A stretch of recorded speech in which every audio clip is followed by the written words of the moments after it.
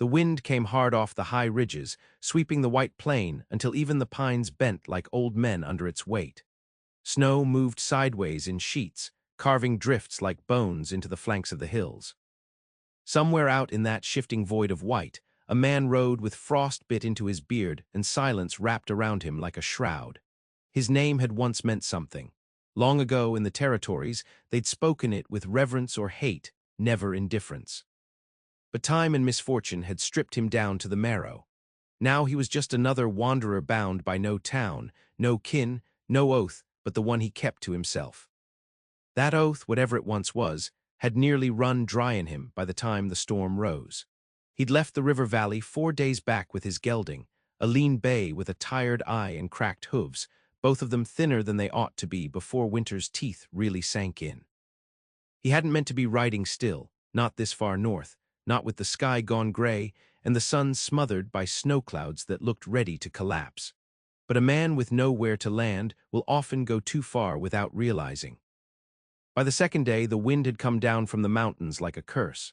Trees vanished behind veils of white. The trail, if it was ever real, disappeared beneath him.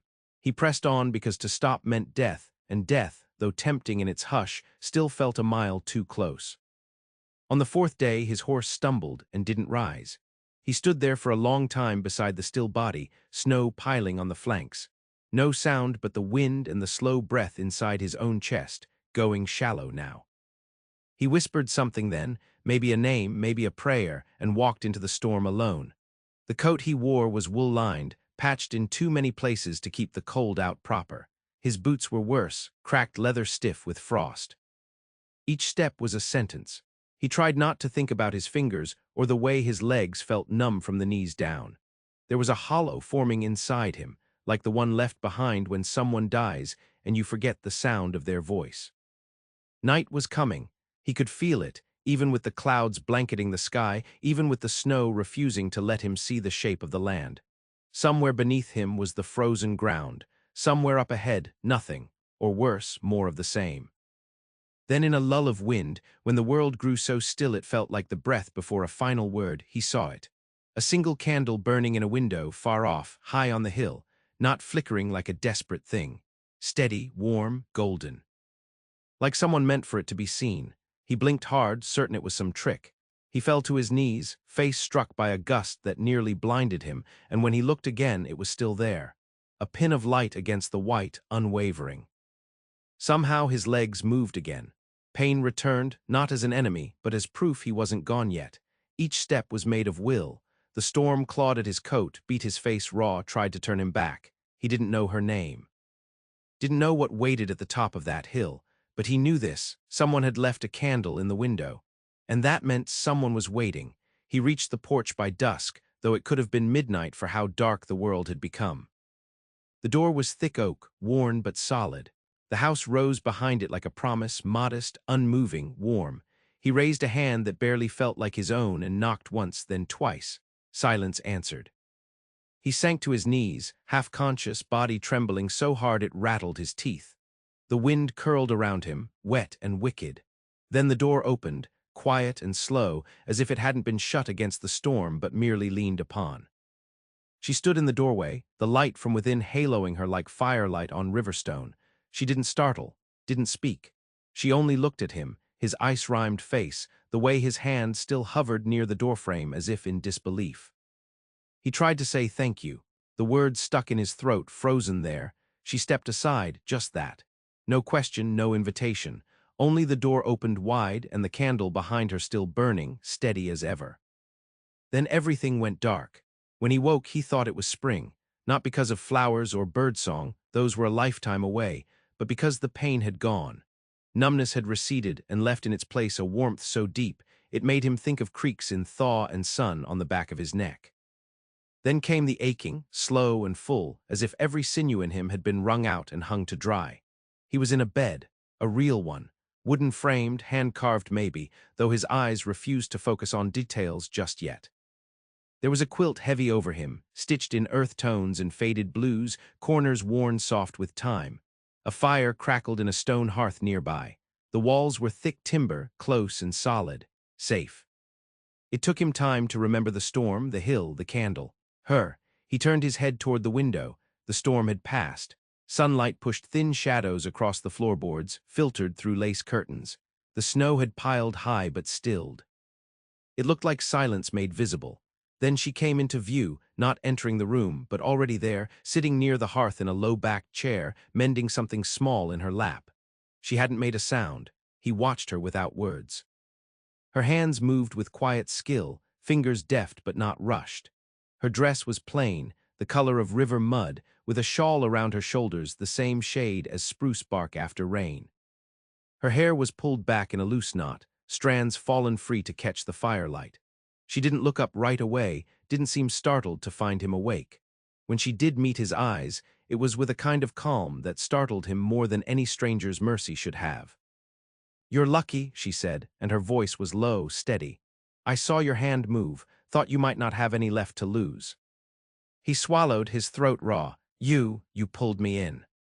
She nodded once. "Could have left me." "Could have," she agreed. "Didn't."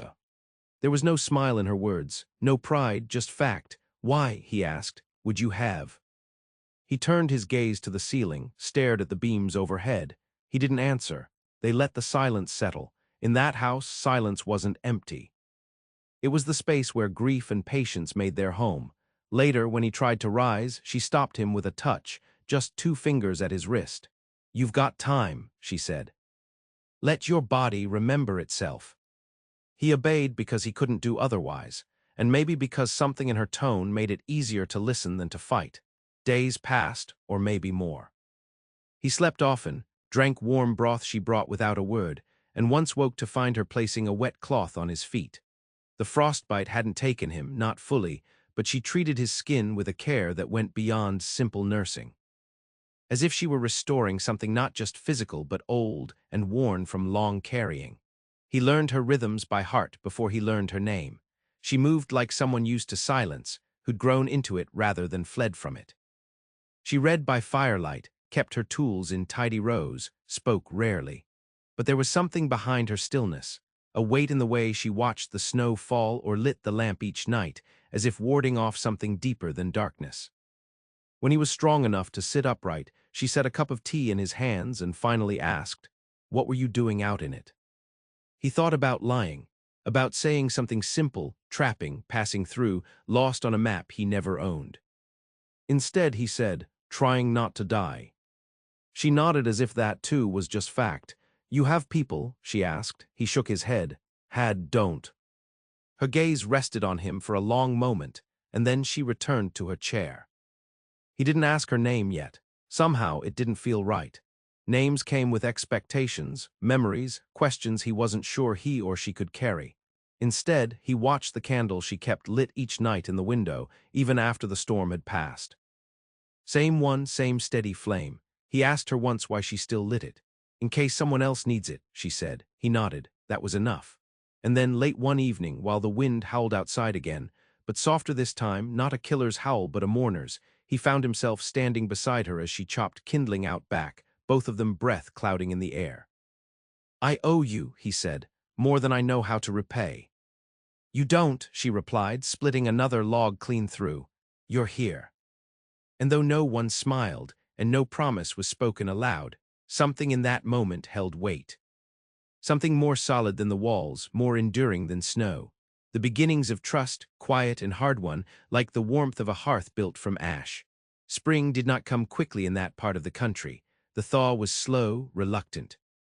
It crept down the mountains in rivulets, loosening the earth inch by inch, as if even the land had been holding its breath all winter. Trees remained bare into April, and the air still cut sharp after sunset. But the snow softened, and so did he. He had not meant to stay so long. That first week he'd told himself he'd leave as soon as he could ride again. No reason to linger where he wasn't wanted. But the days stretched, turned into weeks. The woman never asked when he'd go, and he never quite found the moment to say he would. She lived without hurry. Mornings began with firewood and coffee brewed dark and thick in a dented tin pot. He started helping where he could, mending the fence near the pasture, hauling buckets from the well, repairing a hinge on the shed. She never asked for the help. He simply couldn't stand to sit idle while she moved through the day with quiet purpose. In town, he'd been called many things, mercenary, trail-worn, hard-eyed, but here, with no one to watch him but her and the silence, he found himself moving different. Slower, less guarded. They didn't talk much. Not about the past, not about pain, but they shared the tasks of living. He learned the way she liked her kindling stacked, the way she pressed her thumb against the rim of a jar before sealing it. And once, when he was hammering a board into place, she stood beside him and gently took the nail from between his fingers, not because he was doing it wrong, but just to finish it herself. He hadn't been touched like that in years. One morning, he caught her standing at the edge of her garden plot, boots sunk in mud, staring at the ground with her brow drawn tight. The earth was refusing to yield. She said nothing, only walked back into the house, wiped her hands, and resumed kneading bread as though the failure hadn't mattered. But that night, he carved a small wooden sparrow from a pine scrap and left it on the table. She didn't mention it, only moved it to the windowsill above the sink. It stayed there after. He never asked who she had been before the storm, but he caught pieces of her in the objects she kept, a worn photograph tucked into a book, a man's coat hanging by the door, too wide for her frame. Some losses are named aloud, others are just carried. When the first calf was born in the shed one April night, he helped deliver it. She held the lantern, and he reached in with bloodied arms, coaxed life into wet limbs that had barely decided to fight for breath. When the calf finally stood on its trembling legs, she smiled, and it hit him like thunder. He hadn't seen her smile before. Not once. Not truly. That night, as they sat on the porch watching stars emerge between the clouds, he asked what he'd never dared. "Who was the coat for?" She didn't look at him. Her hands were in her lap, the knuckles white. "My brother," she said finally, "used to live here before the war took him." He let the silence take the rest. It was enough. In early May, a rider came up the road. A stranger, hat low, horse dusted in red clay from farther south. The man asked for water, then asked if she was alone out here. The wrong kind of tone, the kind that suggested too much. She lied and said her husband was in the hills with the cattle. The rider looked at him, standing quiet beside the doorway, and weighed something in his eyes. Whatever he saw made him turn back toward his saddle. That night she didn't light the candle, first time since the storm. He sat at the table after she'd gone to bed, listening to the wind test the shutters.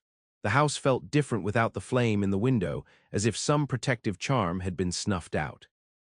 The next morning he rose early, found her in the barn tending to the calf. He walked in slow. "You shouldn't have to lie to stay safe," he said. She kept her back to him. "I know," she whispered.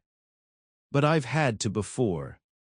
He looked around at the small, worn space they'd made livable. He thought of the stranger's eyes, the kind that saw a woman alone and measured the value of her fear.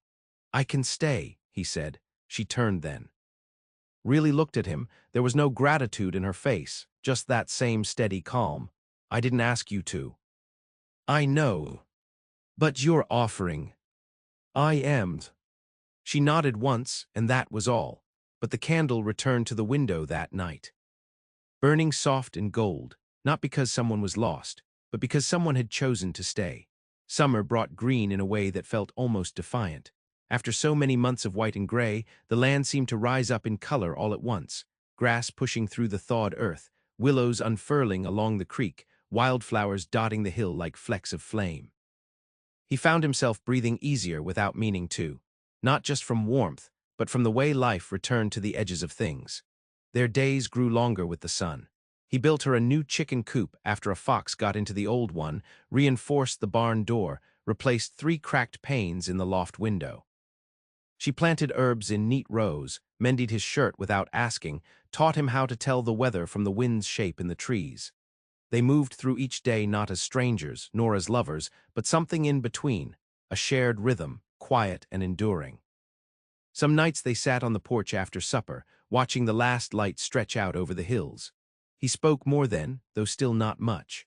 Told her of Montana trails, dry country where his horse had once gone lame and a Paiute woman had given him water. She nodded, never interrupting, never asking for more than he gave. In time, she told him how the house had been her father, and how she'd returned to it not out of want, but out of nowhere else to go. "You ever think of leaving?" he asked her once as a coyote called from the ridge. "No," she said, "I've had enough of running." And neither of them said more. But something shifted in the air between them that night, something deep and wordless. Like roots beginning to touch beneath the soil. He began carving again, not just sparrows but bears, fish, little scenes from the land around them. She placed them on shelves like they belonged there, like maybe he did too. In late July, a letter came. He found it in the fence-post box they barely used. The handwriting was unfamiliar, addressed to her.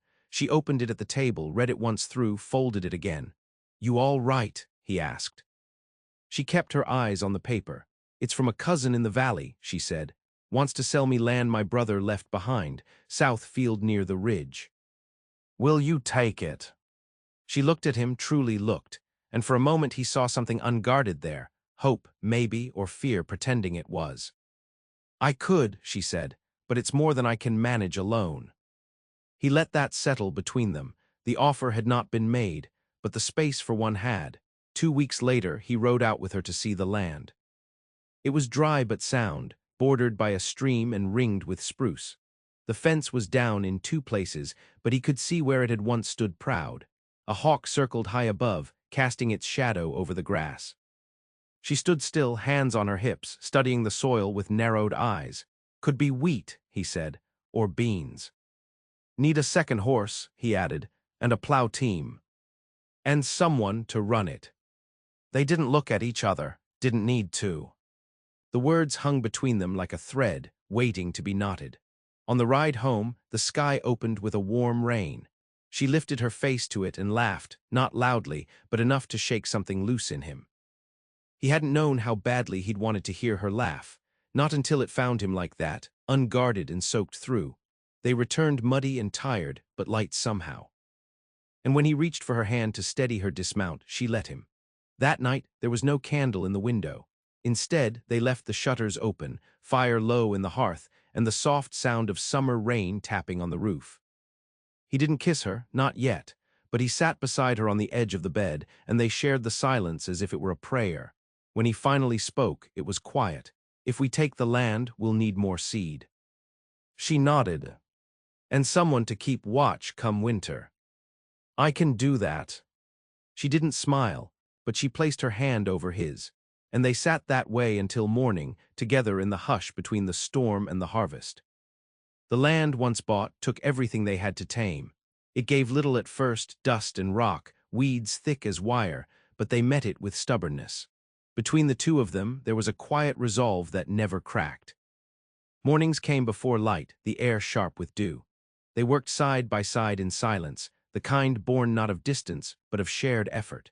She handled the seed, methodical in her movements, sleeves rolled to the elbow, fingers black with soil. He dug the rows, shoulders burning, boots sinking into ground that didn't yet know their names. Sweat fell from their brows into the earth. They left behind no wasted motion. Some days, the wind would rise and scatter what they'd done. A half-built fence torn down, a lean-to bent to the ground, once a week of planting undone by a late frost. She didn't curse. He didn't sulk. They simply rose the next day and began again.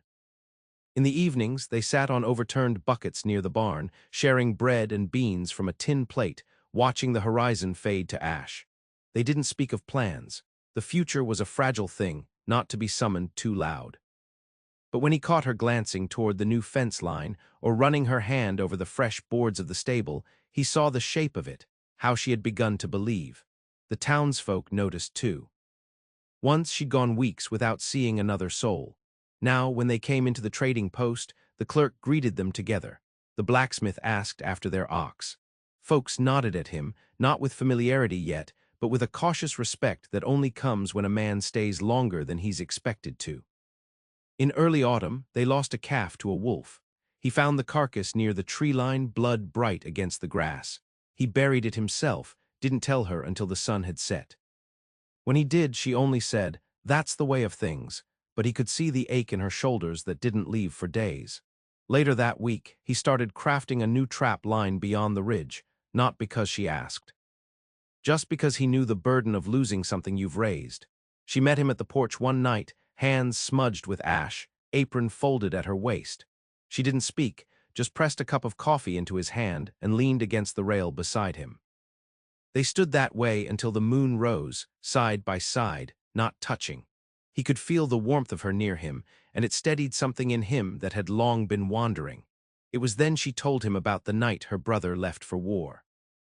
How he'd promised to come back, left his boots by the door because he said he'd need them again soon. "I keep them there still," she said. "Not for him anymore, just to remember someone once believed they were coming home."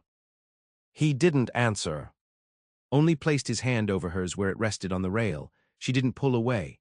When the first frost came again, he didn't feel dread. He felt readiness. They stocked the root cellar, lined the walls with firewood, patched the leaks before the first snowflake ever fell. There was no candle yet in the window, not this season. This time they waited, shoulder to shoulder, for winter not as enemies, but as something faced together. And on the first night of snow, when the wind moaned down the chimney like a voice from another world, they sat close on the rug before the fire. No words passed between them, but when she laid her head against his shoulder, he rested his cheek atop her hair, and his hand found hers with ease. Outside, the white fell slow and thick. Inside, the light was low and warm.